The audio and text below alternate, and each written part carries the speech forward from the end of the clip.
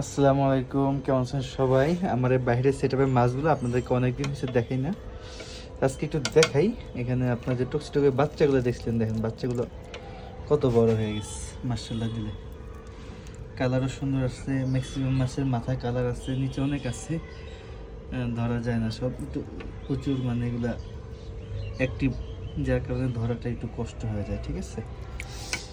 তাছাড়া এখানে আমার কিছু ইম্পোর্টেড গাপ্পি ছিল, গাপ্পিগুলো তো বিক্রি হয়ে গেছে। এটা ভিডিওটি আমি গত কিছু আগে ছাড়ছিলাম। এই মাছগুলো খুবই চমৎকার কিছু গাপ্পি, দেখেন খুবই চমৎকার এই গাপ্পিগুলা,